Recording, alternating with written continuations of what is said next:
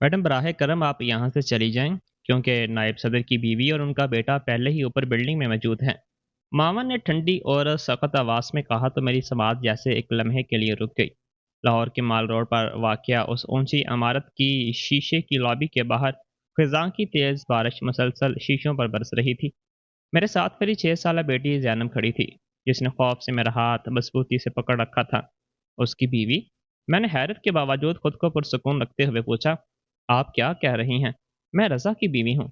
मेरे शौहर की ज़ाती सेक्रेटरी सना शौकत ने तंज़िया अंदाज में हंसकर पहले मुझे और फिर जैनब को देखा। उसकी नज़र मेरे सादा कोट पर पड़ी तो ऐसे देखा जैसे हम किसी मदद के मोहताज हों। उसी लम्हे मेरे दिल में एक अजीब सा खौफ पैदा हुआ। मुझे यकीन हो गया कि कुछ बहुत गलत हो चुका है। हम अपने शौहर को सरप्राइज़ देने के लिए उस कंपनी के दफ्तर आए थे, लेकिन अब यही जगह हमारे लिए एक मुश्किल बन चुकी थी। मगर रज़ा और उसकी मगरूर सेक्रेटरी को ये मालूम नहीं था कि मेरे पीछे मेरे 3 बड़े भाई खड़े हैं, जिनका पाकिस्तान की सियासत, बैंकिंग और कारोबारी दुनिया में बहुत असर है।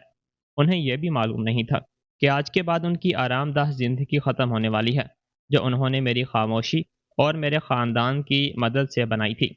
ये सब एक ठंडी खिज़ां की शाम को शुरू हुआ था। अम्मी, अब्बू ने कहा था ना कि वो आज जल्दी घर आ जाएंगे।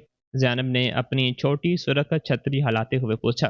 जी मेरी जान, उन्होंने कहा था कि कंपनी की गाला में थोड़ी देर हो जाएगी और फिर घर वापस आ जाएंगे। इसीलिए तो हम उन्हें सरप्राइज़ देने आए हैं। मेरे शौहर रज़ा मुर्तज़ा लाहौर की एक मशहूर तामीराती कंपनी अल फलाह कंस्ट्रक्शन के नायब सदर थे। सिर्फ 3 साल पहले वो एक आम मुलाजिम थे, लेकिन फिर बहुत तेज़ी से इस बड़े ओहदे तक पहुंच गए थे। हकीकत यह थी कि इस तरक्की के पीछे मेरे ख़ानदान की माली मदद और मेरे भाइयों की खामोश मदद थी। रज़ा अक्सर मेरा हाथ पकड़ कर कहता था, आलिया, तुम्हारा शुक्रिया कि तुम हमेशा मेरे साथ खड़ी रहती हो।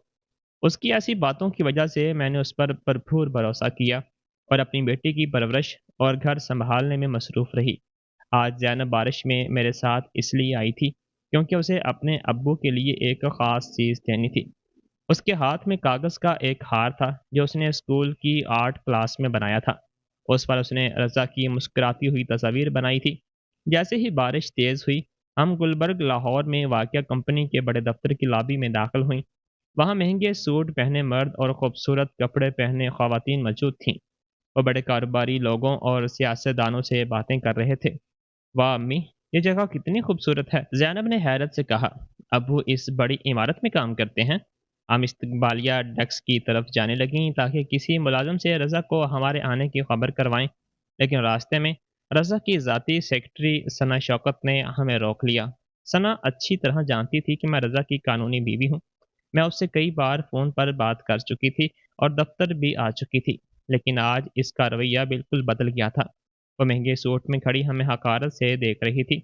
आलिया, तुम यहाँ क्या कर रही हो? उसने गरूर से पूछा। आज की गाला सिर्फ उन लोगों के लिए है जिन्हें बुलाया गया है और उनके ख़ानदान के लिए। मैंने मुस्कुराकर कहा, सना, मैं ज़ैनब को रज़ा को सरप्राइज़ देने लाई हूँ। सना ने तंज़िया हंसी हंसी। सरप्राइज़? यकीनन वो तुम्हें देखकर बहुत हैरान होगा, लेकिन तुम्हारा यहाँ आना बहुत शर्म की बात है। नायब सदर की असल बीवी और उनका बेटा पहले ही ऊपर गाला में मौजूद हैं। असल बीवी? मेरा जहन एक लम्हे के लिए बिल्कुल खाली हो गया। सना ने सर्द लहजे में कहा, हाँ, उनकी मंगेतर, उनका खूबसूरत बच्चा और उनकी होने वाली बीवी। तुम्हारा यहाँ खड़े रहना अच्छा नहीं लग रहा। बेहतर है फ़ौरन चली जाओ, वरना मैं सिक्योरिटी को बुला लूँगी। उसकी आवाज़ ज़्यादा ऊंची नहीं थी, लेकिन इतनी ज़रूर थी कि करीब खड़े लोग हमारी तरफ देखने लगे। एक खातून ने दूसरी से सरगोशी की, देखो, ये औरत खुद को नायब सदर की बीवी बता रही है। दूसरी ने कहा, सब जानते हैं कि उनके साथ असल में वो खूबसूरत खातून है। लोगों की बातें मेरे कानों में तीर की तरह लग रही थीं। मैं अपनी जगह खड़ी रह गई। मुझे समझ नहीं आ रहा था कि ये सब कैसे हो सकता है। मैं रज़ा की बीवी थी और ज़ैनब उसकी इकलौती बेटी थी। फिर ऊपर कोई दूसरी बीवी और बेटा कैसे हो सकता था? अम्मी, अब्बू कहाँ हैं? वो खातून मुझे डरा रही हैं।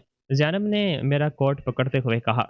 उसकी कांपती हुई आवाज़ सुनकर मुझे होश आया। मैंने फ़ौरन नीचे बैठी और उसके कानों पर हाथ रख दिए ताकि वो मज़ीद बातें न सुने। मैंने अपने गुस्से को काबू किया और खड़ी होकर सना की आंखों में देखा। उसे लग रहा था कि मैं एक ऐसी आम घरेलू औरत हूँ जिसे दुनिया के बारे में कुछ मालूम नहीं, लेकिन वो मेरे बारे में कुछ नहीं जानती थी। میں نے جیب سے موبائل نکالا اور ایک نمبر ملایا۔ یہ میرے تیسرے بڑے بھائی فیصل جمیل کا ذاتی نمبر تھا۔ میرے تینوں بھائیوں میں فیصل سب سے زیادہ طاقتور اور سخت مزاج تھا۔ مجھے نہیں معلوم نہ تم کس کو فون کر رہی ہو، لیکن اس سے کچھ نہیں ہوگا۔ کیا اپنی ماں کو شکایت کر رہی ہو؟ ثنا نے مذاق کیا۔ میں نے اس کی طرف کوئی جواب نہیں دیا۔ میں صرف فون کی اسکرین دیکھتی رہی۔ ثنا کو یقین تھا کہ میں ایک عام گھرانے سے تعلق رکھتی ہوں۔ شادی کے وقت میں نے بھی اپنی اصل شناخت چھپا لی تھی۔ میرا پورا نام عالیہ جمیل تھا۔ پاکستان کی بڑی کاروباری، سیاسی اور مالی دنیا سے تعلق رکھنے والی لوگ جمیل خاندان کا نام اچھی طرح جانتے تھے۔ یہ ایک پرانا اور بہت امیر خاندان تھا جس کا ملک کے کئی بڑے اداروں میں اثر تھا۔ میرے والدین کے انتقال کے بعد میرے 3 بڑے بھائیوں نے مجھے بہت پیار سے پالا تھا۔ میرے سب سے بڑے بھائی عرفان جمیل قومی اسمبلی کے رکن تھے اور ملک کی بڑی سیاسی طاقتوں میں شمار ہوتے تھے۔ میرا یہ دوسرے بھائی سلیمان جمیل ایک بڑے بینک میں نائب صدر تھے، جبکہ تیسرا بھائی فیصل جمیل جمیل کیپٹل کے سربراہ تھے۔ فیصل زیادہ تر پردے کے پیچھے رہتا تھا، لیکن کاروباری دنیا میں اس کا بہت اثر تھا۔ وہ بڑے معاملات کو خاموشی سے حل کرنے کے لیے مشہور تھے۔ میں سب سے چھوٹی بہن تھی، اس لیے میرے بھائی مجھے بہت چاہتے تھے۔ فیصل اکثر کہتا، عالیہ، اگر کسی نے تمہیں رلایا تو میں اسے چھوڑوں گا نہیں۔ اس کی آواز اتنی پرسکون ہوتی کہ سمجھ نہیں آتا تھا وہ مذاق کر رہا ہے یا واقعی سنجیدہ ہے۔ لیکن اپنے خاندان کی اتنی بڑی طاقت کے درمیان رہنا میرے لیے ہمیشہ آسان نہیں تھا۔ یونیورسٹی کے بعد میں نے اپنی اصل پہچان چھپا لی اور ایک چھوٹے سے آرکیٹیکچر ڈیزائن اسٹوڈیو میں نوکری شروع کر دی۔ وہی میری ملاقات رضا سے ہوئی۔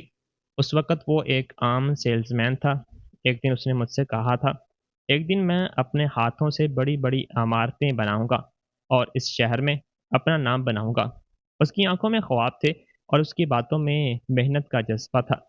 مجھے یہ بات اچھی لگی کیونکہ میں ہمیشہ ایسے لوگوں کے درمیان پلی بڑی تھی جنہیں زندگی میں بہت کچھ آسانی سے مل جاتا تھا۔ رضا کی محنت مجھے سچی لگی۔ اسے میرے خاندان کے بارے میں کچھ معلوم نہیں تھا، اس لیے میں نے سمجھا کہ وہ مجھ سے صرف میری وجہ سے محبت کرتا ہے۔ جب اس نے مجھ سے شادی کی اور وعدہ کیا کہ وہ مجھے ہمیشہ خوش رکھے گا، تو میں نے اپنی سادہ محبت کو بچانے کے لیے اپنے خاندان سے کچھ فاصلے کا فیصلہ کیا۔ ہماری شادی بہت سادہ تھی اور اس میں صرف چند قریبی لوگ موجود تھے۔ میرے بھائی اس شادی کے خلاف تھے، لیکن میری ضد دیکھ کر انہوں نے آخر کار میری خوشی کے لیے میری بات مان لی۔ شادی کے بعد رضا کے کیریئر میں اچانک بہت تیزی آ گئی۔ جب الفلا کنسٹرکشن والی مشکلات میں پھنسی تو نیشنل بینک آف پاکستان نے اسے بڑی رقم کا کاروباری قرض دے دیا۔ جب کمپنی نے بڑے تعمیراتی منصوبے کے لیے بولی دی تو کئی حریف کمپنیاں اچانک پیچھے ہٹ گئیں اور الفلاح کنسٹرکشن کو بڑے منصوبے ملتے گئے۔ ان سب کے پیچھے میرے بھائیوں کی خاموش مدد تھی۔ وہ چاہتے تھے کہ میری شادی اچھی چلے اور میرے شوہر کو کامیابی ملے، لیکن رضا سمجھتا رہا کہ اس کی ساری کامیابی صرف اس کی اپنی قابلیت کی وجہ سے ہے۔ وہ اکثر گھر آ کر فخر سے کہتا، عالیہ، میں نے ایک اور کروڑوں روپے کا منصوبہ حاصل کر لیا ہے۔ آخرکار مارکیٹ میری قابلیت کو پہچان رہی ہے۔ میں اسے دیکھ کر مسکرا دیتی اور کہتی، یہ بہت اچھی بات ہے رضا، مجھے تم پر فخر ہے۔ میں نہیں چاہتی تھی کہ اسے یہ محسوس ہو کہ اس کی کامیابی کے پیچھے میرے بھائی ہیں۔ اس خاموشی کی وجہ سے رضا 30 کی دہائی میں ہی نائب صدر بن گیا۔ اسے بہت زیادہ پیسہ، عزت اور ایک بڑی تنخواہ ملنے لگی، لیکن جیسے جیسے اس کی دولت اور عہدہ بڑھتا گیا، وہ بدلتا گیا۔ اس کی راتیں گھر سے باہر گزرنے لگیں۔ وہ کئی کئی دن گھر سے غائب رہتا اور زینب اور میرے ساتھ اس کا رویہ بھی سرد ہوتا گیا۔ کچھ عرصہ پہلے اس نے مجھ سے غصے سے چیخ کر کہا تھا، میں اب ایک بڑے عہدے پر ہوں، ہم دونوں کی دنیا الگ ہے۔ تم ایک عام گھریلو عورت ہو، تمہیں بڑے کاروبار کی کوئی سمجھ نہیں۔ آج رات اس کے رویے کی اصل وجہ میرے سامنے آ گئی تھی۔ ثنا نے میرے سادہ کوٹ کی طرف اشارہ کرتے ہوئے کہا، رضا صاحب تم جیسی عام عورت سے تنگ آ چکے ہیں۔ ان کے عہدے کے لیے انہیں ایک ایسی بیوی چاہیے جو بڑے لوگوں میں اٹھتی بیٹھتی ہو اور ان کی عزت بڑھائے۔ میں نے پوچھا، ایسی عورت کون ہے؟ ثنا نے فخر سے کہا، فاطمہ رضوی۔ وہ رضوی کنسٹرکشنز کے مالک کی اکلوتی بیٹی ہے۔ اوپر وہی رضا صاحب کے ساتھ موجود ہے۔ اس کے ساتھ جو 5 سالہ بچہ ہے وہ رضا صاحب کا بیٹا ہے اور ایک دن الفلاح کنسٹرکشن کی ذمہ داری سنبھال لے گا۔ رضا صاحب نے اپنے وکیلوں کو تم سے طلاق کے کاغذات تیار کرنے کا حکم بھی دے دیا ہے۔ اس کی بات سن کر مجھے ایسا لگا جیسے میرے اندر کچھ ٹوٹ گیا ہو، لیکن میرا دکھ زیادہ دیر نہیں رہا۔ اس کی جگہ غصہ آ گیا۔ رضا نے میرے خاندان کی مدد کو اپنی قابلیت سمجھ لیا تھا اور اب وہ مجھے اور میری بیٹی کو ایک امیر عورت کے لیے چھوڑ رہا تھا۔ امی، ابو زینب کو نہیں چاہتے؟ میری بیٹی نے روتے ہوئے کہا۔ میرے کانوں پر ہاتھ رکھنے کے باوجود ثنا کی کچھ باتیں اس تک پہنچ گئی تھیں۔ زینب کی آنکھوں سے آنسو بہہ رہے تھے۔ اسی لمحے میں نے فیصلہ کر لیا کہ اب میں خاموش نہیں رہوں گی۔ رضا، فاطمہ اور ان سب لوگوں کو جو میری بیٹی کی بے عزتی کر رہے تھے، اس کا جواب دینا ہوگا۔ میں نے فون پر کال کا بٹن دبایا۔ فون صرف ایک بار بجا۔ عالیہ، کیا ہوا؟ فیصل کی گہری آواز سنائی دی۔ اس نے فوراً محسوس کر لیا کہ کوئی بڑا مسئلہ ہے۔ تم مجھے اس وقت کیوں فون کر رہی ہو؟ کیا ہوا ہے؟ میں نے زینب کے بال سہلاتے ہوئے کہا، فیصل، میں الفلا کنسٹرکشن کی گراؤنڈ فلور لابی میں کھڑی ہوں۔ فیصل کچھ لمحے خاموش رہا، پھر اس نے پوچھا، جمیل کیپٹل اس کمپنی میں بڑا حصہ رکھتی ہے، وہاں کیا ہوا ہے؟ میں نے کہا، رضا نے مجھے دھوکہ دیا ہے۔ وہ ایک دوسری عورت کو اپنی بیوی کے طور پر سب کے سامنے لا رہا ہے۔ اس کی سیکرٹری نے ابھی ہمیں سیکیورٹی کے ذریعے بارش میں باہر نکالنے کی دھمکی دی ہے۔ زینب رو رہی ہے۔ فیصل، اس کا دل ٹوٹ گیا۔ دوسری طرف کچھ لمحوں کے لیے مکمل خاموشی چھا گئی۔ میں جانتی تھی کہ میرا بھائی اب غصے میں ہے۔ سمجھ گیا، فیصل نے بہت ٹھنڈی آواز میں کہا۔ اس آدمی نے اپنی حد بلا دی ہے۔ بتاؤ، تم کیا چاہتی ہو؟ میں نے لابی کی چھت کی طرف دیکھا اور کہا، میں چاہتی ہوں کہ تم رضا، اس کی نئی عورت اور ان سب لوگوں کو سبق سکھاؤ جنہوں نے ان کا ساتھ دیا ہے۔ ان سے وہ سب کچھ لے لو جس پر انہیں اتنا غرور ہے، ان کا عہدہ، پیسہ اور عزت۔ فیصل نے کہا، ٹھیک ہے، کام ابھی شروع ہوتا ہے۔ زینب کو لے کر فوراً وہاں سے نکل جاؤ۔ میں نے جواب دیا، نہیں، میں یہیں رہوں گی۔ میں اپنی آنکھوں سے دیکھنا چاہتی ہوں کہ ان کی دنیا کیسے ختم ہوتی ہے۔ فیصل نے کہا، ٹھیک ہے، بس زینب کا خیال رکھنا۔ مجھے 3 منٹ دو، 3 منٹ میں سب کچھ بدل جائے گا۔ کال ختم ہو گئی۔ میں نے فون جیب میں رکھا اور سیدھی کھڑی ہو گئی۔ ثنا نے میری اس تبدیلی کو دیکھا، لیکن پھر بھی اپنی ہنسی واپس لے لی۔ مجھے نہیں معلوم تم کس کو فون کر کے ڈرانے کی کوشش کر رہی ہو، لیکن اس سے کچھ نہیں ہوگا۔ اگر تم نے کوئی مسئلہ کھڑا کیا تو ہمارے وکیل تمہیں آسانی سے خاموش کرا دیں گے۔ اسی وقت لفٹ کے دروازے کھلے اور اندر سے کہکہوں کی آواز آئی۔ ایک بوڑھا افسر کہہ رہا تھا، رضا، آج کی تقریب بہت کامیاب رہی۔ رضا نے جواب دیا، شکریہ سر، الفلا کنسٹرکشن کا مستقبل بہت روشن ہے۔ وہ لفٹ سے باہر آیا۔ اس نے سیاہ ٹکسیڈو پہن رکھا تھا اور اس کے ساتھ ایک خوبصورت عورت سنہری لباس میں کھڑی تھی۔ اس کے ساتھ ایک 5 سالہ لڑکا بھی تھا جس نے مہنگا سوٹ پہن رکھا تھا۔ ابو، زینب نے امید سے آگے بڑھتے ہوئے کہا۔ رضا ایک لمحے کے لیے رک گیا۔ اس کے چہرے پر گھبراہٹ آئی لیکن فوراً غصے میں بدل گئی۔ وہ ہماری طرف آیا اور دانت بھینچ کر بولا، عالیہ، تم یہاں کیا کر رہی ہو؟ اور زینب کو بھی یہاں کیوں لے آئی ہو؟ کیا تمہیں معلوم نہیں آج رات بڑے کاروباری لوگوں کی تقریب ہے؟ میں نے پرسکون رہتے ہوئے پوچھا، رضا، یہ عورت کون ہے اور یہ بچہ کس کا ہے؟ رضا نے اپنے کپڑے درست کرتے ہوئے کہا، جب تم یہاں آ ہی گئی ہو تو اب چھپانے کی ضرورت نہیں۔ یہ فاطمہ رضوی ہے، رضوی کنسٹرکشن کے مالک شوکت رضوی کی بیٹی، اور یہ میرا بیٹا حیدر ہے۔ اس نے فاطمہ کے کندھے پر ہاتھ رکھا۔ فاطمہ نے مجھے اوپر سے نیچے تک دیکھا اور طنزیہ انداز میں کہا، او رضا، یہ تمہاری سابقہ بیوی ہے؟ میرے خدا، یہ تو بالکل عام سی لگتی ہے۔ اس کے کپڑوں سے ہی پتہ چل رہا ہے کہ یہ کس طرح کی عورت ہے۔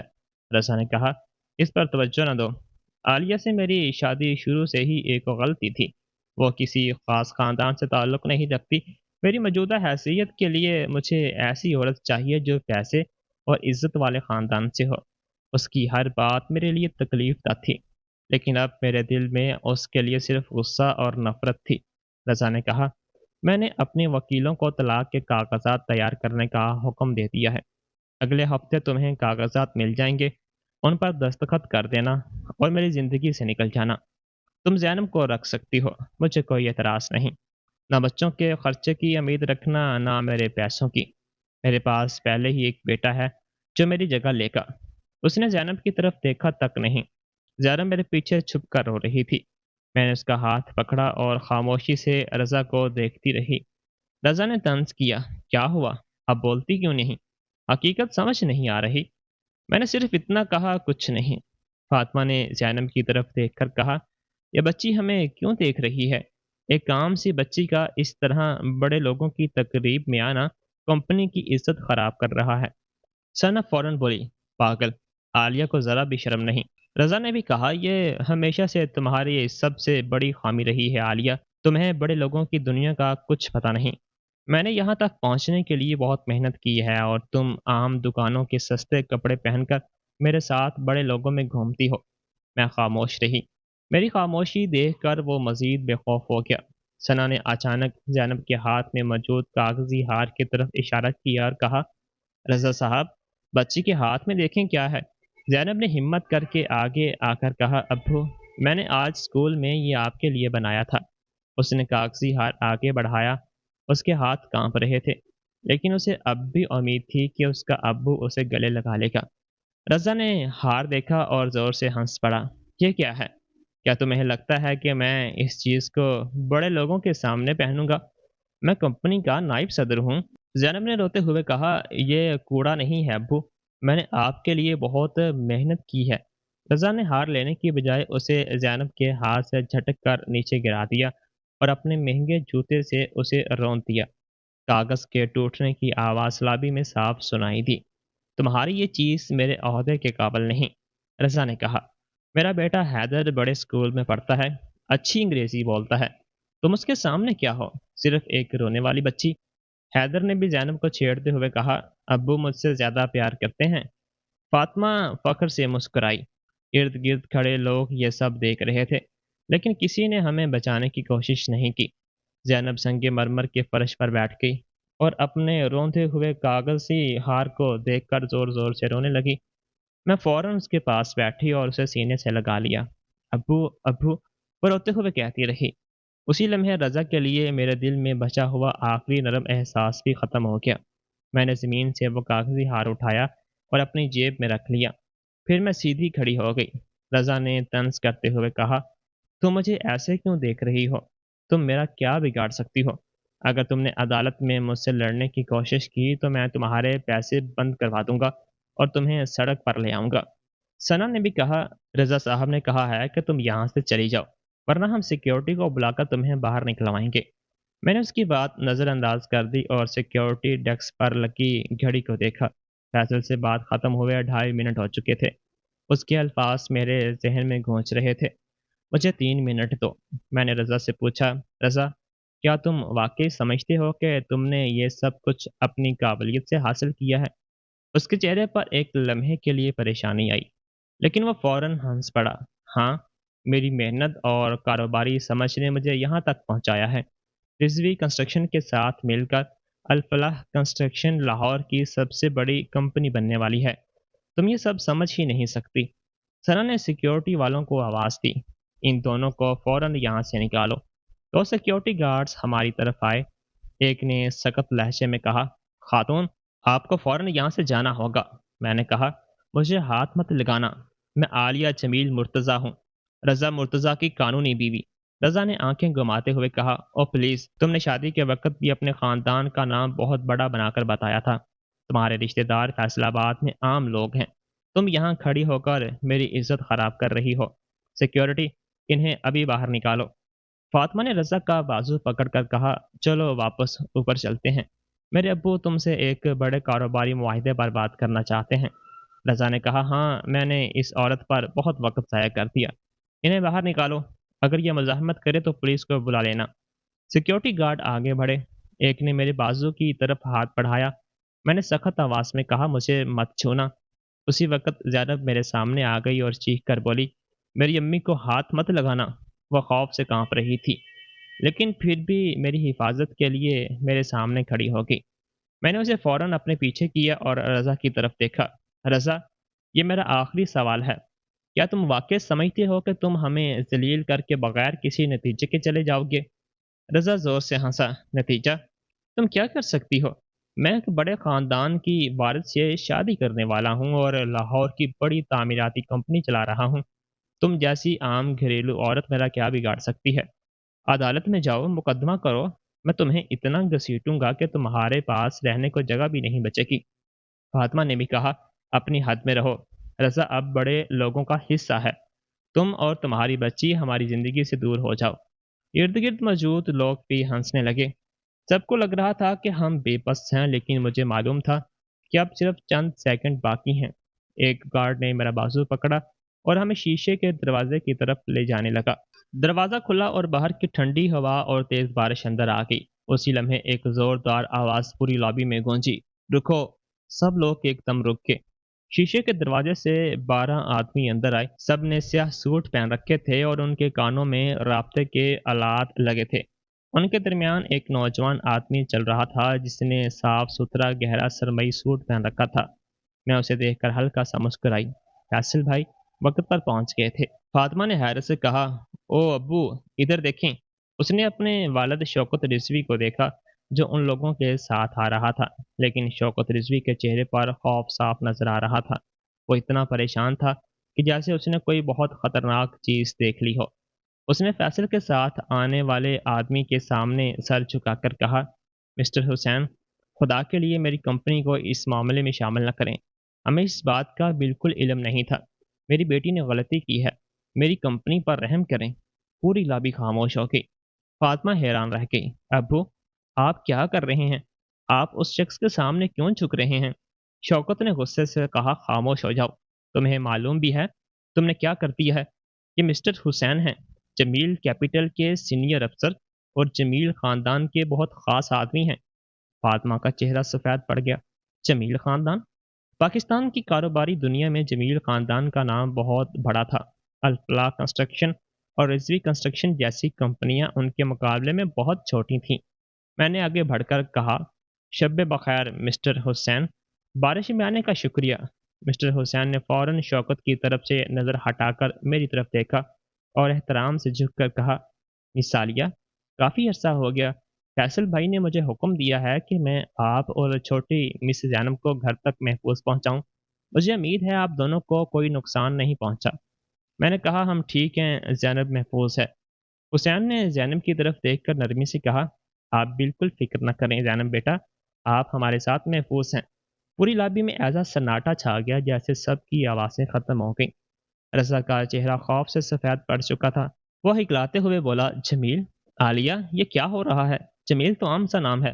हुसैन ने रज़ा की तरफ देखकर कहा, आम नाम? आपने अपनी ज़िंदगी की सबसे बड़ी गलत फहमी अभी साबित कर दी है। क्या आप वाकई समझते हैं कि पाकिस्तान में इस ताकत का सिर्फ एक जमील ख़ानदान नहीं होगा? क्या आप भूल गए हैं कि जब आपकी कंपनी मुश्किल में थी तो नेशनल बैंक ने आपको करोड़ों रुपए का कर्ज कैसे दिया? रज़ा ने हिकलाते हुए कहा, वह कर्ज मुझे मेरी काबिलियत की वजह से मिला था। हुसैन ने कहा, खामोश रहें। क्या आप वाकई समझते हैं कि एक मामूली सेल्समैन चंद सालों में सिर्फ अपनी काबिलियत की वजह से नायब सदर बन गया? आपकी हर तरक्की, हर बड़ा मुआहिदा और हाल माली मदद मिस आलिया के ख़ानदान ने आपकी मदद के लिए की थी। जमील कैपिटल के पास अल्फला कंस्ट्रक्शन का बड़ा हिस्सा है। क्या आपने कभी ये जानने की कोशिश की कि वो पैसा कहाँ से आ रहा है? रज़ा एक कदम पीछे हट गया। ये नहीं हो सकता। आलिया का खानदान तो आम लोग हैं। हुसैन ने बुलंद आवाज में कहा, मिस आलिया जमील, जमील खानदान की सबसे छोटी और सबसे प्यारी बहन है। वो इरफान जमील की बहन है, सुलेमान जमील की बहन है और फैसल जमील की बहन है। और आपने इन्हीं को और उनकी बेटी को गली की चूहा और कूड़ा कहा। शौकत रिजवी के कदम लड़खड़ा के वह फर्श पर बैठ गया। फातिमा भी कांपने लगी। रज़ा मुझे ऐसे देख रहा था जैसे उसे पहली बार मेरी असल पहचान नजर आई हो। उसी वक्त लॉबी में फ़ोन एक साथ बजने लगे। रज़ा ने अपना फ़ोन निकाला। कॉल अल्फला कंस्ट्रक्शन के सरबराह की थी। सर, क्या हुआ है? रज़ा ने फ़ोन उठाते हुए पूछा।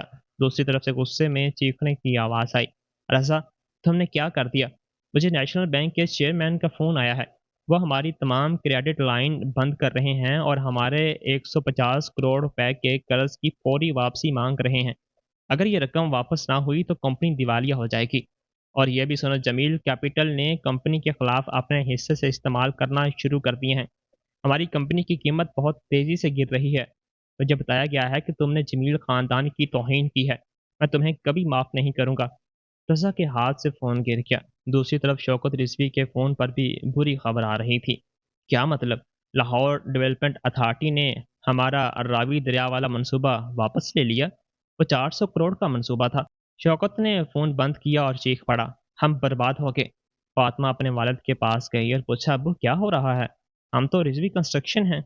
शौकत ने गुस्से में कहा, तुमने सब ख़त्म कर दिया। तुमने आलिया की तौहीन करके हमारे कई सालों की मेहनत बर्बाद कर दी। हमारी कंपनी कल दिवालिया होने वाली है। फातिमा रोने लगी। रज़ा, तुमने मुझसे झूठ बोला था। तुमने कहा था कि आलिया एक आम औरत है। रज़ा ने कहा, मुझे वाकई नहीं मालूम था। फिर वो मेरी तरफ आया। आलिया, खुदा के लिए मेरी बात सुनो। मुझे नहीं मालूम था कि तुम्हारे भाई कौन हैं। अगर मुझे पहले मालूम होता तो मैं तुम्हारे साथ कभी ऐसा सलूक ना करता। उसकी बात सुनकर मुझे उस पर और ज़्यादा गुस्सा आया। जब उसे लगा कि मैं आम और कमज़ोर हूँ तो उसने मुझे जलील किया। और अब जब उसे मालूम हुआ कि मेरे पास ताकत है तो वो माफ़ी मांग रहा था। सना भी मेरे सामने घुटनों के बल बैठ गई। मिस आलिया, मुझे माफ़ कर दें। रज़ा साहब ने मुझे मजबूर किया था। उन्होंने कहा था कि अगर मैं उनकी बात ना मानूं तो मेरी नौकरी ख़त्म कर देंगे। मैंने सिर्फ अपनी नौकरी बचाने के लिए आपसे बदतमीज़ी की। खुदा के लिए मेरी मदद करें। फातिमा ने गुस्से में सना के बाल पकड़ लिए और कहा, झूठ बोल रही हो। तुम उसके साथ मिली हुई हो। सना ने भी जवाब दिया, तुम भी तो उसके साथ थी। तुम्हारे वालिदैन का पैसा लेने के लिए रज़ा ने तुम्हें इस्तेमाल किया। दोनों औरतें लॉबी के बीच एक दूसरे से लड़ने लगीं। रज़ा उन्हें रोकने की बजाय मेरे पास घुटनों के बल आ गया। वो ज़मीन से ज़ैनब के कागज़ी हार के टुकड़े उठाने लगा। देखो आलिया, मैं इसे बचा रहा हूँ। ये बहुत खूबसूरत है। मैं इसे फ्रेम करवा के अपने दफ्तर में लगाऊंगा। मैं ज़ैनब से बहुत मोहब्बत करता हूँ। मैं अच्छा बाप हूँ। बस अपने भाई फैसल से कह दो कि वो कंपनी को ख़त्म ना करे। ज़ैनब अब नहीं रो रही थी। वो मेरा हाथ मजबूती से पकड़े रज़ा को देख रही थी। लेकिन उसकी आंखों में अब अपने बाप के लिए मोहब्बत नहीं थी। वो उसे एक ऐसे शख्स के तौर पर देख रही थी जिसे वो पहचान नहीं रही थी। जमील खानदान की ताकत अब सामने आ चुकी थी और रज़ा की बनाई हुई दुनिया तेज़ी से टूट रही थी। मिस्टर हुसैन ने रज़ा को देखा और कहा, मिस्टर मुर्तज़ा, आप जो कर रहे हैं उसका कोई फ़ायदा नहीं। फैसला हो चुका है। हुसैन ने अपना आईपैड निकाला और उसकी स्क्रीन रज़ा के सामने कर दी। 10 मिनट पहले जमील कैपिटल के अल्फला कंस्ट्रक्शन के बोर्ड की हंगामी मीटिंग बुलाई। बोर्ड ने फैसला किया कि आज रात 8:15 से रज़ा मुर्तज़ा को नायब सदर के बोर्ड की नशिस्त और कंपनी के हिस्से से हटा दिया गया है। उन्हें किसी अज़ाफ़ी रकम के बगैर नौकरी से निकाल दिया गया है और अब वो कंपनी की किसी भी इमारत में दाखिल नहीं हो सकते। रज़ा चीख पड़ा, क्या? तुम मुझे नौकरी से नहीं निकाल सकते? मैंने इस कंपनी के लिए बहुत काम किया है। मैं अदालत जाऊंगा। वह हुसैन की तरफ बढ़ा लेकिन दो सिक्योरिटी एहलकारों ने उसे रोक कर दोबारा फर्श पर गिरा दिया। हुसैन ने कहा, अदालत जाएंगे? ज़रूर जाएं, लेकिन पहले अपने वो काम देख लें जो हमने पहले ही जमा कर रखे हैं। पिछले 3 सालों से आपने कंपनी के पैसे गलत तरीके से इस्तेमाल किए। हमारे पास आपकी हर गलत अदायगी, जाली बिल और बैरून मुल्क बनाए गए खुफिया अकाउंट्स का रिकॉर्ड मौजूद है। हुसैन ने आईपैड पर कुछ दिखाया। ये 3 करोड़ रुपए का हिसाब है जो आपने कंपनी के पैसे से फातिमा के लिए महंगे तोहफों और लाहौर में एक लग्जरी फ्लैट के लिए इस्तेमाल किए। यह फ्लैट आपने अपनी सेक्रेटरी सना के नाम पर खरीदा। सना ने खौफ से अपना चेहरा हाथों में छुपा लिया। हुसैन ने कहा, मिस शौकत, आपने जाली हिसाब किताब बनाने और रज़ा के गलत काम छुपाने के बदले पैसे और जायदाद हासिल की। ये मामला अब कानून के हवाले किया जा चुका है। जमील कैपिटल के वकीलों ने तमाम सबूत वफाकी तहकीकाती इदारे और मुतलका हुकाम को भेज दिए हैं। रज़ा मुर्तज़ा और सना शौकत के खिलाफ गिरफ्तारी की कार्रवाई शुरू हो चुकी है। रज़ा के चेहरे का रंग उड़ गया। अब वो सिर्फ नौकरी और दौलत नहीं खो रहा था बल्कि उसे जेल भी जाना पड़ सकता था। वो रोते हुए मेरी तरफ रेंगता हुआ आया और मेरे टखनों को पकड़ लिया। आलिया, आलिया, खुदा के लिए इन्हें रोक दो। मुझे माफ़ कर दो। मैं फातिमा से आज ही रिश्ता ख़त्म कर दूंगा। सना को नौकरी से निकाल दूंगा। मैं तुम्हें सब कुछ वापस दे दूंगा। बस अपने भाई से कह दो कि मुझे जेल ना भेजे। हम शादीशुदा हैं। मैं ज़ैनब का बाप हूँ। मैं खामोश खड़ी नीचे उस शख्स को देख रही थी जो मेरे जूतों को पकड़ कर रो रहा था। ये वही शख्स था जिसके लिए मैंने अपना ख़ानदान छोड़ा था। ये वही शख्स था जिससे मैंने सारी ज़िंदगी मोहब्बत और इज़्ज़त करने का वादा किया था। लेकिन अब उसे देखकर मेरे दिल में मोहब्बत तो दूर की बात, सिर्फ़ एक खालीपन महसूस हो रहा था। वो एक बुज़दिल इंसान था जो सिर्फ़ अपनी जान बचाने के बारे में सोच रहा था।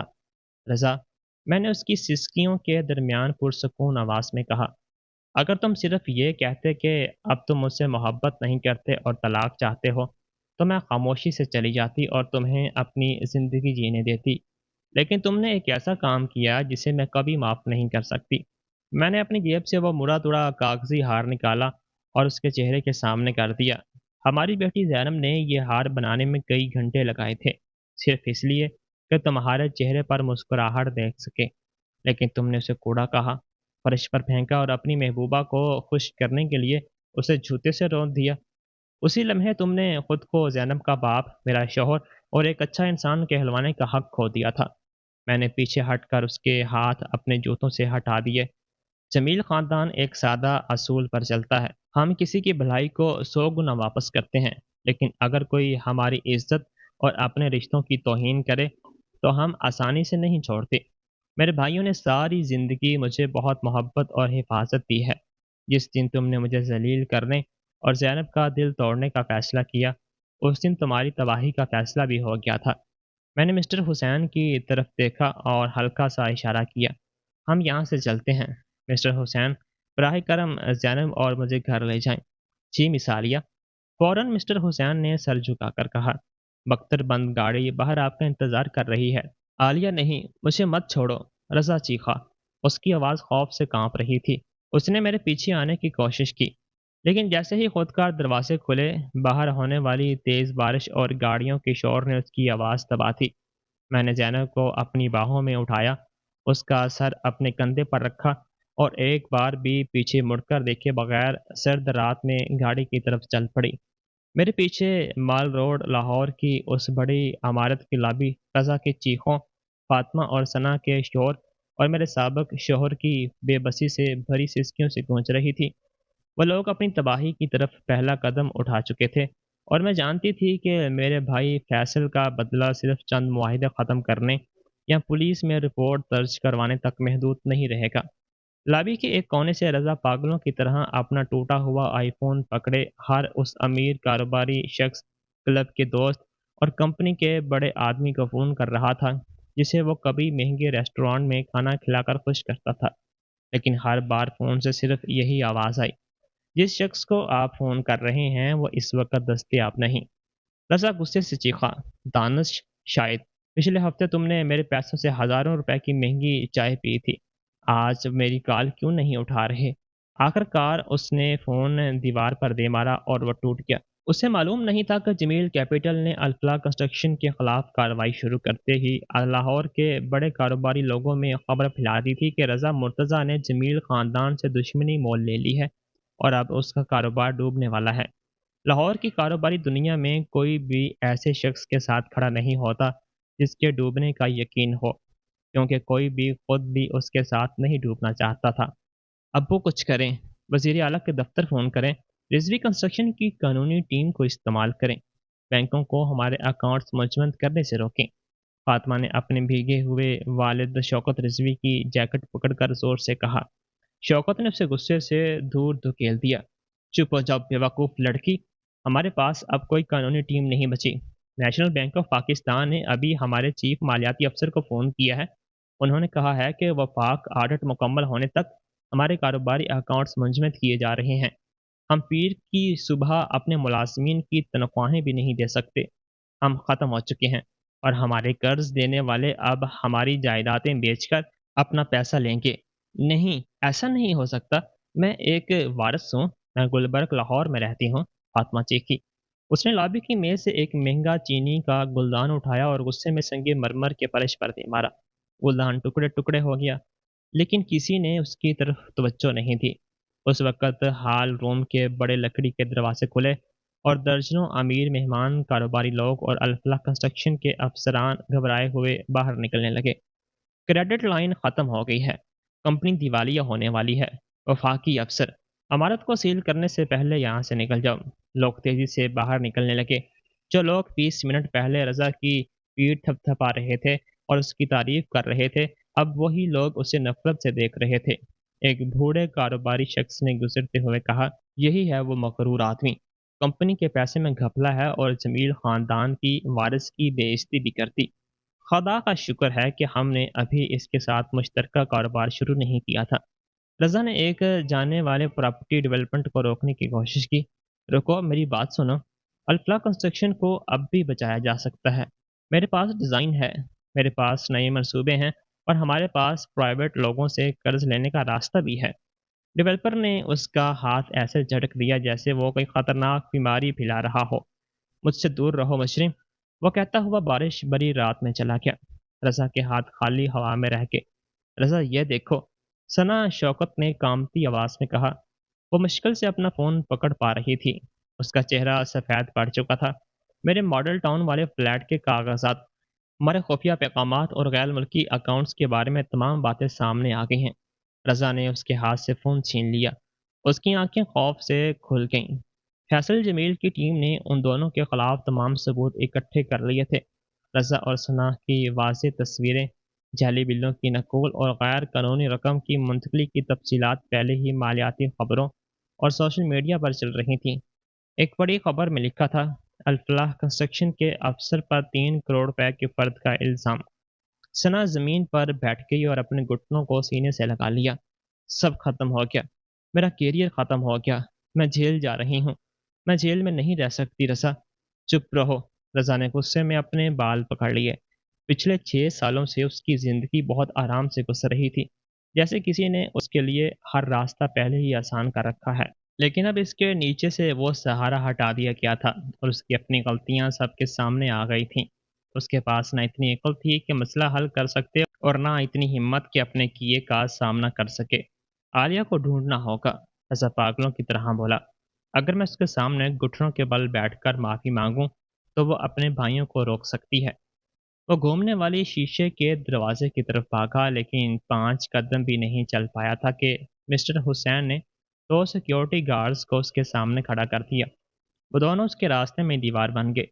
میرے راستے سے ہٹو، مجھے اپنی بیوی سے ملنا ہے، مجھے اس سے معافی مانگنے کا حق ہے۔ رضا نے انہیں دھکیلنے کی کوشش کی، لیکن ایک گارڈ نے اس کے سینے پر ہاتھ رکھ کر اسے پیچھے کر دیا۔ مسٹر مرتضی، مس عالیہ اب آپ کو اپنا شوہر نہیں مانتی۔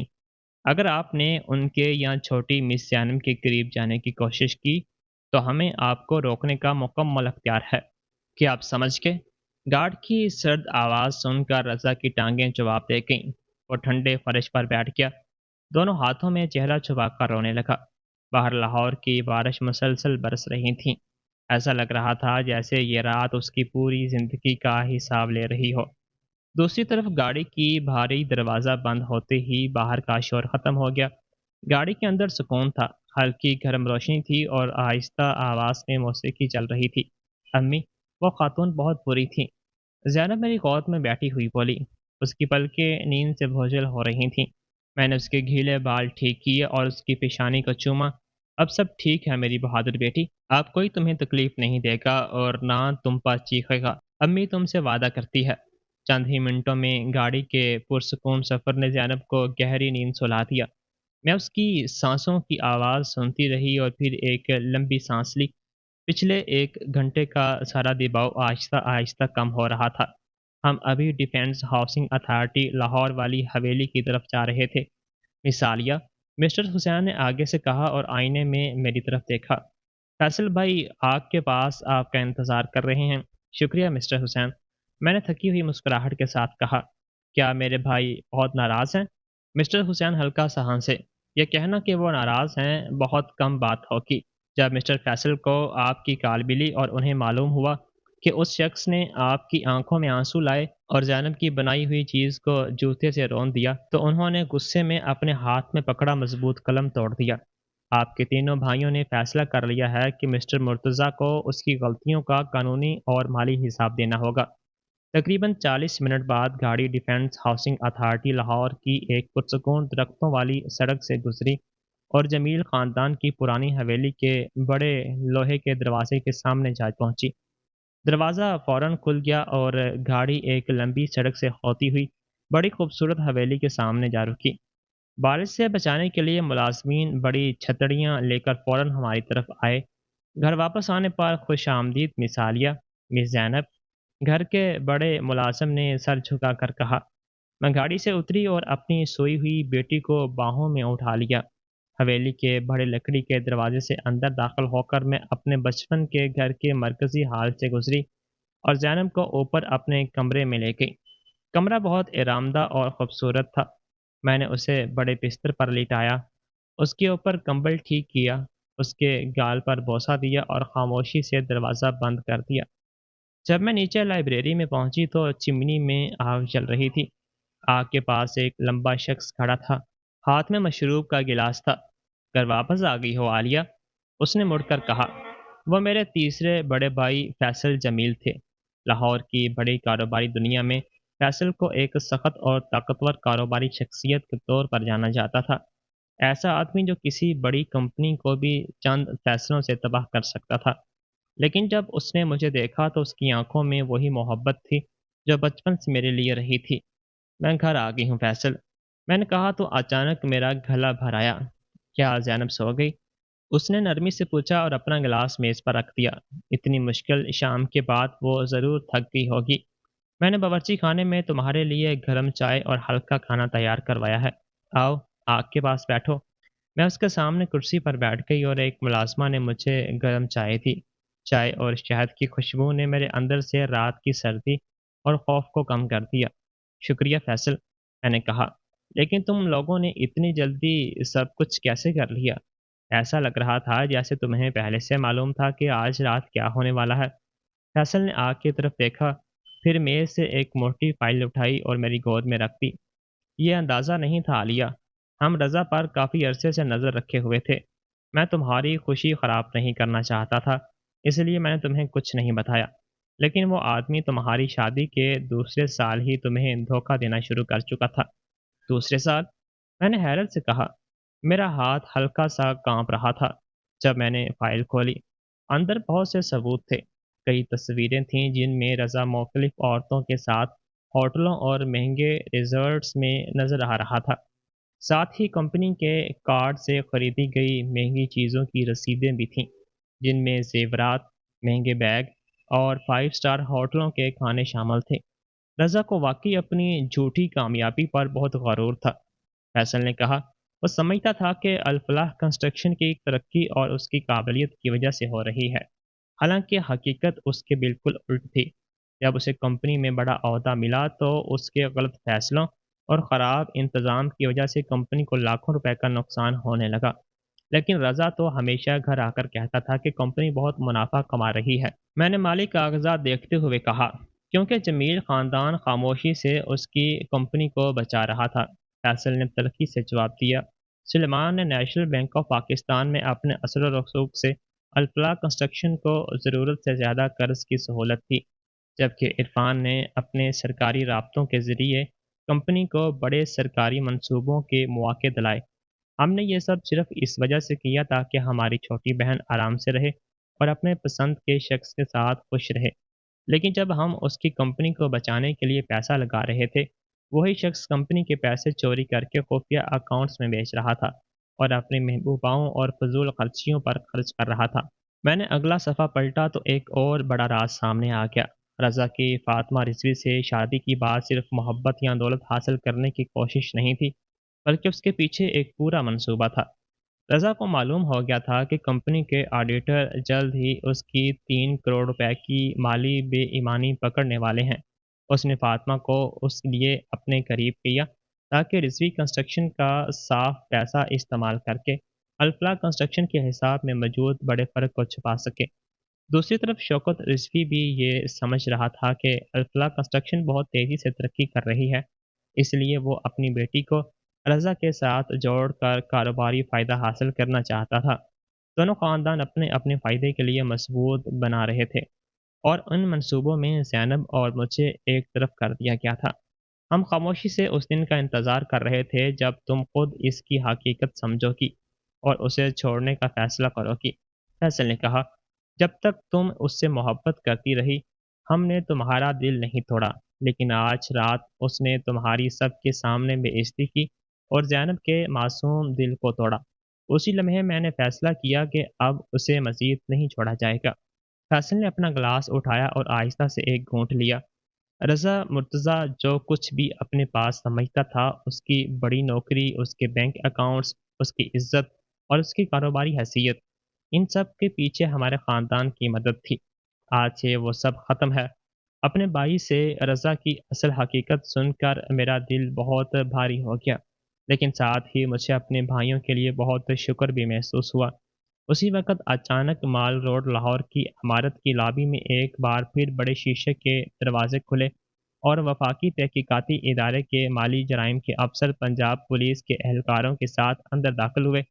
ان کے پاس گرفتاری کے سرکاری کاغذات تھے۔ ایک افسر نے بلند آواز میں کہا، رضا مرتضیٰ اور ثنا شوکت، آپ دونوں کو وائر فراڈ، بینک فراڈ اور کمپنی کے پیسوں میں گھپلے کی سازش کے الزام میں گرفتار کیا جاتا ہے۔ اپنے ہاتھ سامنے رکھیں۔ رضا کی ٹانگیں کانپنے لگیں۔ وہ اکیلے زمین پر بیٹھ گیا اور پیچھے ہٹنے لگا۔ اتنی جلدی؟ وہ چیخا۔ اتنی جلدی گرفتاری کیسے ہو سکتی ہے؟ عام طور پر مالی گھپلوں کی تحقیقات میں کافی وقت لگتا ہے، لیکن رضا کے خلاف ثبوت پہلے ہی مکمل طور پر تیار تھے۔ یہ میں نہیں تھا، خدا کی قسم، یہ میں نہیں تھا، یہ سب ثنا نے کیا۔ رضا نے ثنا کی طرف انگلی کرتے ہوئے کہا، میں کمپنی کا بڑا افسر تھا، حساب کتاب میری سیکرٹری دیکھتی تھی، اس نے جعلی اکاؤنٹس بنائے اور پیسے چرائے، میں بے قصور ہوں۔ ثنا یہ سنتے ہی غصے سے چیخ کر کہا، جھوٹ مت بولو، تم نے خود مجھے حساب بدلنے کا حکم دیا تھا، تم نے میرے فلیٹ کے لیے رقم بھی خود بھیجی تھی تاکہ میں تمہاری کرپشن کسی کو نہ بتاؤں۔ میرے پاس تمہاری ہر ای میل، ہر وائس میسج اور غیر ملکی بینک کی رسیدیں موجود ہیں۔ میں عدالت میں تمہارے خلاف گواہی دوں گی، بس مجھے سزا کم کروانے کا موقع دیا جائے۔ چپ ہو جاؤ، غدار عورت۔ رضا نے غصے میں اس کی طرف بڑھنے کی کوشش کی، لیکن دو افسران نے اسے فوراً روک لیا۔ بس کرو، ایک افسر نے سختی سے کہا، تمہارے دفتر اور گھر کی تلاشی کے وارنٹ بھی حاصل ہو چکے ہیں۔ ہمارے پاس غیر ملکی اکاؤنٹس، جعلی کاغذات اور کمپنی کے پیسے کے استعمال کے ثبوت موجود ہیں۔ تمہیں لمبی قید ہو سکتی ہے۔ اسے گاڑی تک لے جاؤ۔ رضا نے ہتھ کڑیوں کو دیکھ کر کہا، نہیں، مجھے ہتھ کڑی نہ لگاؤ، میں لاہور کا ایک عزت دار کاروباری شخص ہوں، تم لوگ مجھے میڈیا کے سامنے ایسے نہیں لے جا سکتے۔ لیکن کسی نے اس کی بات نہیں سنی۔ ہتھ کڑیاں اس کے ہاتھ میں ڈال دی گئیں اور اس کے ساتھ اس کی وہ زندگی بھی ختم ہو گئی جس پر اسے اتنا غرور تھا۔ فاطمہ ایک طرف کھڑی اسے دیکھ رہی تھی۔ یہ جھوٹ ہے، یہ کوئی خواب ہوگا، وہ رو کر بولی، وہ میرا شوہر بننے والا تھا، وہ الفلاح کنسٹرکشن سنبھالنے والا تھا، وہ مجرم کیسے ہو سکتا ہے؟ شوکت رضوی نے غصے میں کہا، وہ کچھ نہیں ہے، ایک دیوالیہ مجرم ہے، اور تمہاری وجہ سے ہم بھی اس کے ساتھ ڈوب رہے ہیں۔ نیشنل بینک نے ابھی ہمارے خلاف قرض واپس لینے کا نوٹس دیا ہے۔ ہماری کمپنی، ہماری گاڑیاں، ہماری جائیدادیں سب خطرے میں ہیں۔ لیکن ابو، ہمارا پیسہ؟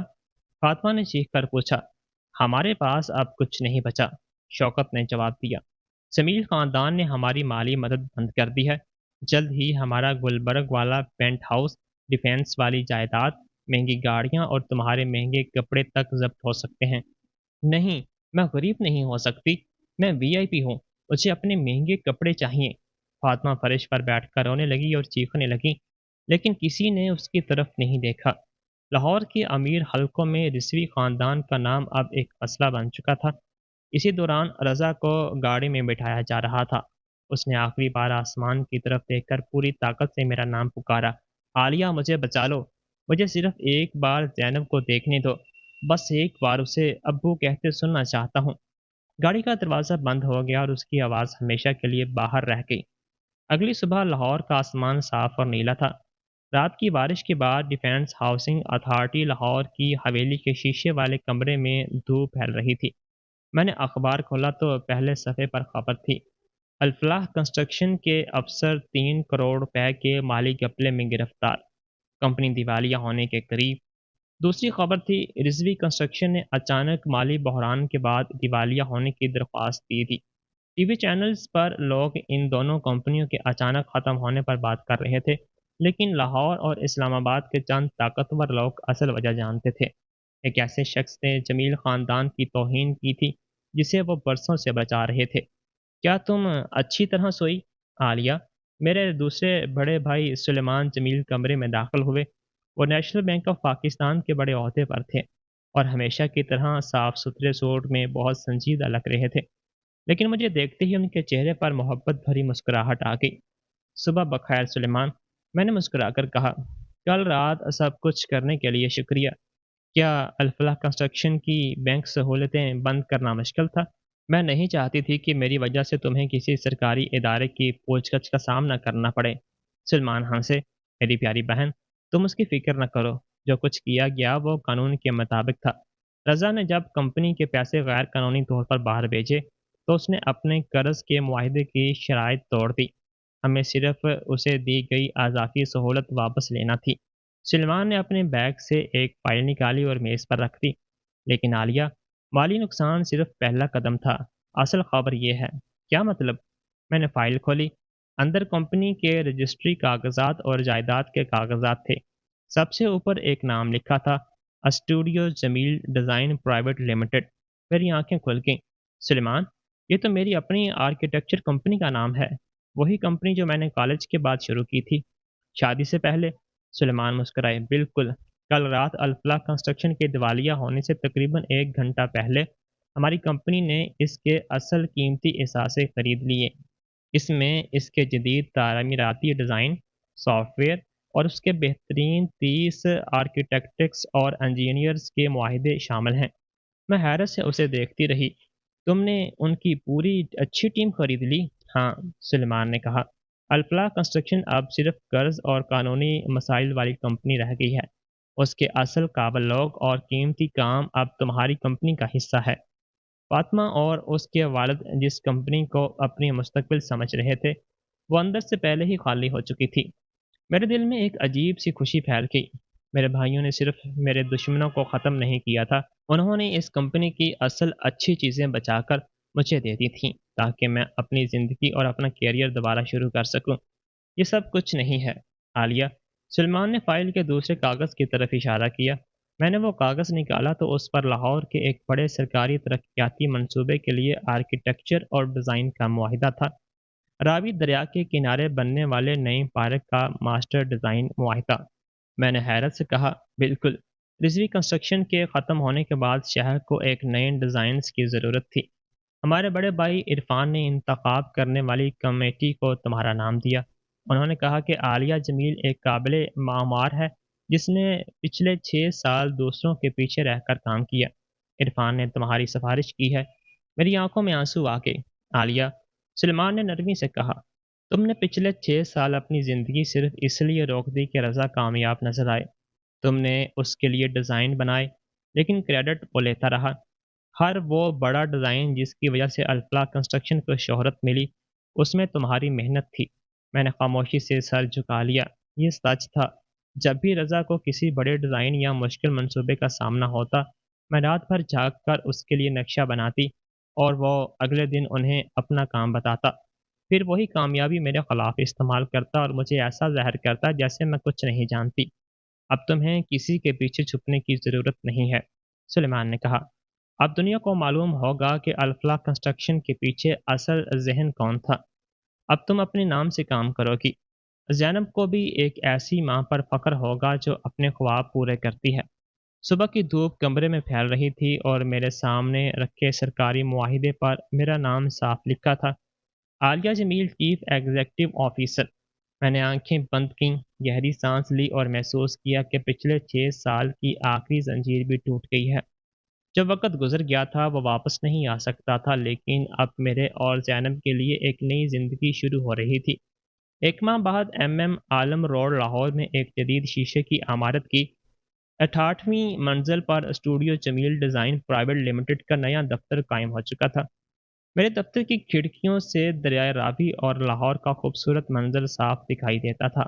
مثالیہ، انجینئرنگ ٹیم نے راوی پبلک پارک کے نئے ڈیزائن کے نقشے جمع کر دیے ہیں۔ ایک سینئر پروجیکٹ مینیجر نے مجھے ٹیبلٹ دیتے ہوئے کہا، سرکاری افسران نے آج صبح آپ کے ڈیزائن دیکھے ہیں اور بہت خوش ہیں۔ میں نے نقشے غور سے دیکھے۔ بہت اچھا کام دانش۔ ڈیزائن ٹیم کو کہیں کہ جمعرات تک کمپیوٹر والے نقشے مکمل کر دیں تاکہ ہم وقت پر کام شروع کر سکیں۔ میں نے ایک صاف ستھرا نیوی رنگ کا سوٹ پہن رکھا تھا اور میرے انداز میں اب وہ اعتماد تھا جو پہلے کہیں چھپ گیا تھا۔ 1 ماہ پہلے بارش میں کھڑی وہ ڈری ہوئی عورت اب موجود نہیں تھی۔ اس کی جگہ ایک ایسی عورت تھی جو اپنے نام سے کامیابی حاصل کر رہی تھی۔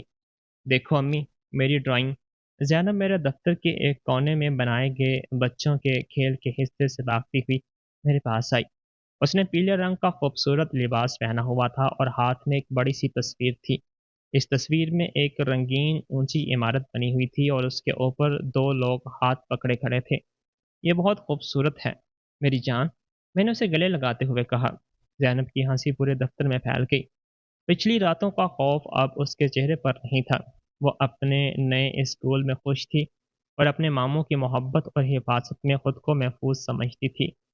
اس وقت میرے دفتر کا دروازہ کھلا اور میری ریسیپشنسٹ اندر آئی۔ اس کے چہرے پر پریشانی تھی۔ معاف کیجیے مس عالیہ، نیچے سیکیورٹی ڈیسک پر ایک آدمی آپ سے ملنے کی ضد کر رہا ہے۔ اس کے پاس اپائنٹمنٹ نہیں ہے، لیکن وہ کہتا ہے کہ اس کا نام رضا مرتضیٰ ہے۔ یہ نام سنتے ہی میرے دفتر کا سکون ختم ہو گیا۔ مسٹر حسین فوراً میرے قریب آئے۔ کیا میں سیکیورٹی کو حکم دوں کہ اسے عمارت سے باہر نکال دیں یا پولیس کو بلا دوں؟ میں نے شیشے کی کھڑکی سے باہر دریائے راوی کی طرف دیکھا۔ میرے دل میں عجیب سا سکون تھا۔ نہیں مسٹر حسین، میں نے آہستہ سے کہا، اسے اندر آنے دو۔ اب وقت آ گیا ہے کہ میں اپنی زندگی کا یہ باب ہمیشہ کے لیے بند کر دوں۔ 5 منٹ بعد میرے دفتر کا دروازہ کھلا اور رضا اندر آیا۔ میرے عملے نے اسے دیکھ کر حیرت سے ایک دوسرے کی طرف دیکھا۔ سامنے کھڑا آدمی وہ رضا نہیں تھا جسے انہوں نے 1 ماہ پہلے مال روڈ کی تقریب میں مہنگے کپڑوں میں دیکھا تھا۔ رضا اب بہت کمزور اور بکھرا ہوا لگ رہا تھا۔ اس نے گندا اور پرانا سوٹ پہن رکھا تھا، بال بکھرے ہوئے تھے، چہرے پر کئی دن کی داڑھی تھی اور آنکھوں میں نیند اور بھوک کی تھکن تھی۔ وفاقی مقدمے کے بعد اسے ضمانت کے لیے اپنی بچی ہوئی رقم بھی خرچ کرنا پڑی تھی۔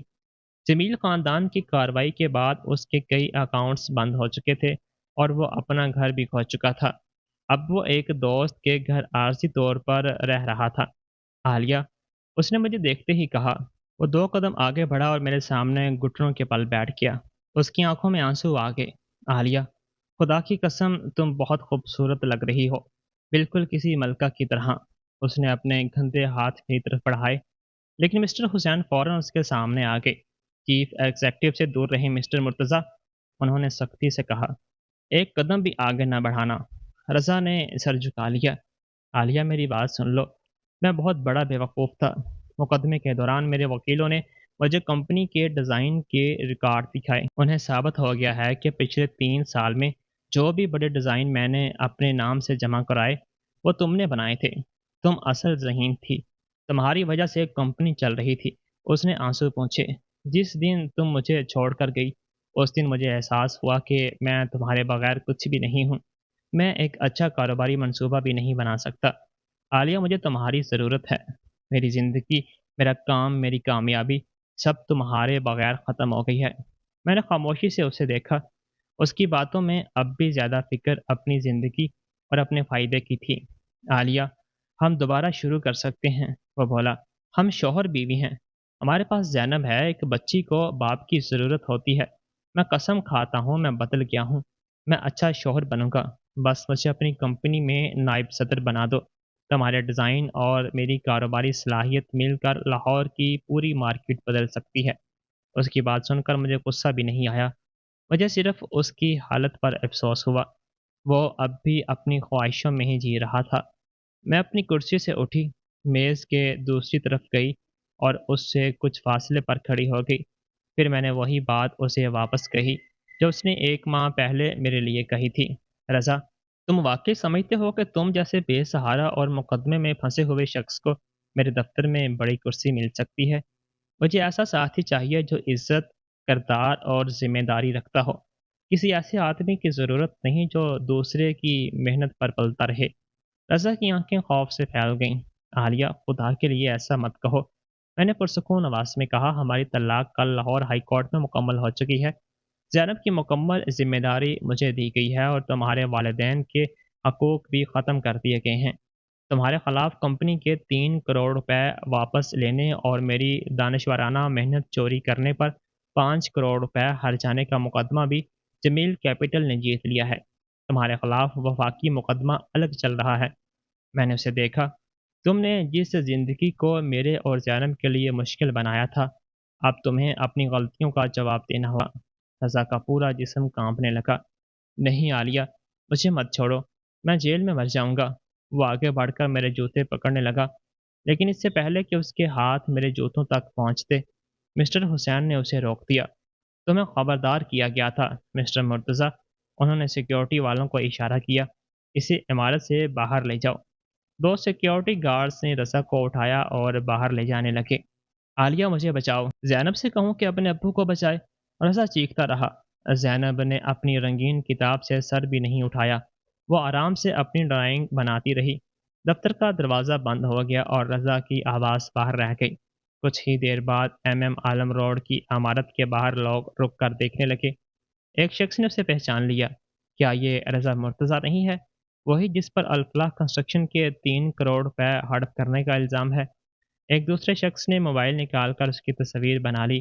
जो शख्स कभी अपनी बड़ी हैसियत पर फ़ख्र करता था, अब सड़क पर लोगों के लिए एक मजाक बन चुका था। मेरे दफ्तर में वापस आकर मिस्टर हुसैन मेरे पास आए। मिसालिया, अगर आप चाहें तो मैं आपको फ़ातिमा, उसके वालिद और सना के बारे में ताज़ा मालूमात बता सकता हूँ। बताएं, मैंने खिड़की से बाहर देखते हुए कहा। रिजवी कंस्ट्रक्शन दिवालिया हो चुकी है। फातिमा रिजवी और उसके वालिद अपनी ज़्यादातर जायदाद, बैंक की रकम और महंगी चीज़ें खो चुके हैं। फातिमा अब फैसलाबाद के एक बहुत छोटे से सस्ते फ्लैट में रह रही है। जो लड़की कभी खुद को बड़ी वारिस समझती थी, वो अब एक आम रेस्टोरेंट में 12-12 घंटे काम करके अपना खर्च चला रही है। और सना? मैंने पूछा।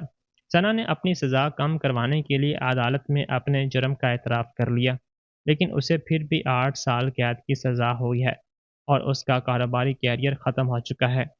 मैंने खामोशी से सर हिलाया। मेरे दिल में सुकून था। वो लोग समझते थे कि दूसरों को कमज़ोर समझकर उनकी ज़िंदगी बर्बाद कर सकते हैं, लेकिन अब उनकी अपनी गलतियों ने उन्हें वहाँ पहुँचा दिया था, जहाँ से वापस आना आसान नहीं था। मिस्टर हुसैन, मेरे भाइयों तक मेरी मोहब्बत और शुक्रिया ज़रूर पहुँचा दें, तो मैंने कहा। लेकिन अब मैं अपनी ज़िंदगी खुद चलाऊँगी। मैं सिर्फ़ जमील ख़ानदान की वारिस नहीं, मैं आलिया जमील हूँ, एक मुअम्मर और एक माँ। मैं खिड़की से हटकर ज़ैनब के पास गई। वो अपनी नई इमारत की तस्वीर बना रही थी। क्या ये वो नई इमारत है जो अम्मी दरिया के किनारे बना रही हैं?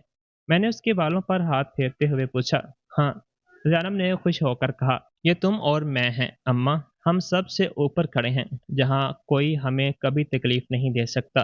बिल्कुल मेरी जान, मैंने उसे गले लगाते हुए कहा। अम्मी ऐसी इमारतें बनाएंगी जिन पर हमें हमेशा फ़ख्र होगा। हम कभी किसी को अपने साथ बुरा सलूक नहीं करने देंगे। अपनी बेटी को बाहों में लेकर मैंने लाहौर के खूबसूरत आसमान की तरफ देखा और मुझे लगा जैसे मेरी ज़िंदगी वाकई दोबारा शुरू हो गई है। 3 साल पहले बहार के आखिर की एक खूबसूरत धूप वाली दोपहर को दरिया रावी से ठंडी हवा आ रही थी। लाहौर के दरिया किनारे एक शानदार नया पार्क लोगों के लिए खोलने के लिए तैयार था। इसका नाम Ravi water front public park था और इसे मैंने अपनी टीम के साथ मिलकर डिज़ाइन किया था। ये सिर्फ अमीर लोगों के लिए कोई महंगी इमारत नहीं थी, बल्कि लाहौर के आम लोगों के लिए बनाया गया एक बड़ा मंसूबा था। उसमें बच्चों के लिए तालीमी मरकज़, काम करने वाले वालिदैन के लिए मुनासिब फ़ीस वाला बच्चों का मरकज़ और खूबसूरत बागात थे, जहाँ बुज़ुर्ग और ख़ानदान सुकून से बैठ सकते थे। आज उसका इफ्तिताह था। पूरा मैदान खुश लोगों, सरकारी अफ़सरान, शहर के नुमाइंदों और दुनिया भर से आए हुए आर्किटेक्चर के सहाफ़ियों से भरा हुआ था। मिसालिया, इधर देखें। बैनुल-अक़वामी आर्किटेक्चर के माहिरीन इस पार्क को लाहौर के बहुत अहम मंसूबे में शुमार कर रहे हैं। आपको अपना ख्वाब पूरा होता देखकर कैसा लग रहा है? कई माइक्रोफोन मेरी तरफ बढ़ाए गए। मैंने सफ़ेद रेशम का खूबसूरत सूट पहन रखा था और अपने सामने खेलते बच्चों को देखकर मेरे दिल में खुशी भर गई। मैंने मुस्कुराकर कहा, ये मेरे लिए सिर्फ एक इमारत नहीं, ये लाहौर के लोगों के लिए एक ऐसी जगह है जहां वो अपने ख़ानदान के साथ खुश वक़्त गुजार सकें। उस वक़्त लोगों के दरमियान से मेरे तीनों बड़े भाई इरफ़ान, सलमान और फैसल मेरे पास आ गए और तीनों ने मुझे गले लगा लिया। वो अपने मसरूफ़ काम छोड़कर मेरी कामयाबी देखने आए थे। आलिया, तुमने हमें बहुत फ़ख्र दिया है, इरफ़ान ने कहा।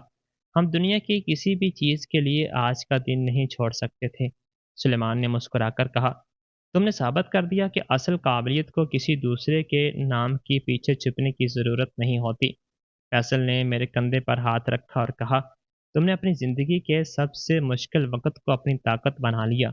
अब तुम अपनी ज़िंदगी की मालिक खुद बनो। अचानक एक खुशी भरी आवाज़ आई, अम्मी। मैंने मुड़कर देखा तो मेरी 9 साला बेटी ज़ैनब मेरी तरफ दौड़ती हुई आ रही थी। वो बहुत प्यारी और समझदार बच्ची बन चुकी थी। उसने सफ़ेद लिबास पहना हुआ था और हाथ में नीले मखमल का एक छोटा सा डब्बा था। मुबारक हो अम्मी, ज़ैनब ने खुशी से कहा। मेरे पास तुम्हारे लिए एक ख़ास तोहफ़ा है। मैंने उस पर कई महीने काम किया है। मेरे लिए तोहफ़ा? मेरी जान। मैंने उसकी आंखों की सतह पर बैठते हुए पूछा। ज़ैनब ने खुशी से सर हिलाया और डब्बा खोला। अंदर एक खूबसूरत सोने का लॉकेट था जो एक नाजुक जंजीर में लगा हुआ था। मैंने उसे करीब से देखा तो मेरी सांस रुक गई। वो लॉकेट बिल्कुल उसी कागजी हार जैसा था जिसे रज़ा ने 3 साल पहले मॉडल रोड लाहौर की लॉबी में अपने जूते से रौंद दिया था। मैंने 2 साल अपनी जेब खर्च की रकम बचाई अम्मी, ज़ैनब ने कहा। फिर मैंने मामू सुलेमान से कहा कि मुझे अच्छे ज्वेलर के पास ले जाएं। मैं चाहती थी कि मेरी पुरानी ड्राइंग को असली सोने के लॉकेट में बनाया जाए। मुझे याद है जब उस बुरे आदमी ने मेरा कागजी हार तोड़ा था और हम रोए थे। मुझे बहुत दुख हुआ था। इसलिए मैं आज तुम्हें ऐसा हार देना चाहती थी जिसे कोई कभी ना तोड़ सके, क्योंकि तुमने बहुत मेहनत की और लाहौर के लिए इतनी खूबसूरत जगह बनाई। ज़ैनब की बातें सुनकर मेरी आंखों में खुशी के आंसू आ गए। मैंने उसे मजबूती से गले लगाया। मेरी प्यारी बेटी, ये दुनिया का सबसे कीमती तोहफ़ा है। मैं इसे हमेशा अपने पास रखूंगी। ज़ैनब ने खुशी से हंसते हुए सोने की जंजीर निकाली और अपने हाथों से मेरे गले में डाल दी। वो लॉकेट मेरे दिल के करीब आकर ठहर गया। ये हमारी मोहब्बत, हमारी हिम्मत और हमारी नई ज़िंदगी की निशानी था। मैं खड़ी हुई तो ज़ैनब का हाथ मजबूती से अपने हाथ में पकड़ लिया। मेरे तीनों भाई भी हमारे दोनों तरफ आकर खड़े हो गए। हम सब ने दरियाए रावी के चमकते पानी की तरफ देखा। धूप पूरे लाहौर पर फैल रही थी। हम धोखे, दुख और बेइज्जती के मुश्किल वक़्त से गुज़र चुके थे, लेकिन हमने किसी को अपनी हिम्मत नहीं तोड़ने दी। अब मैं अपनी बेटी और अपने भाइयों के साथ अपनी ज़िंदगी के एक ऐसे मुकाम पर खड़ी थी, जहाँ माज़ी का दुख पीछे रह गया था और मुस्तकबिल हमारे सामने था। मैंने ज़ैनब का हाथ थामा और दिल में सोचा कि ज़िंदगी ने मुझे बहुत कुछ सिखाया है, लेकिन सबसे बड़ा सबक ये था कि इंसान को अपनी कदर कभी किसी दूसरे के हाथ में नहीं देनी चाहिए। जो लोग हमारी मोहब्बत और भरोसे की कदर नहीं करते, उन्हें छोड़ देना ही बेहतर होता है, क्योंकि कभी-कभी एक ख़त्म होने वाला रिश्ता हमारी ज़िंदगी के सबसे खूबसूरत नए सफ़र की शुरुआत बन जाता है।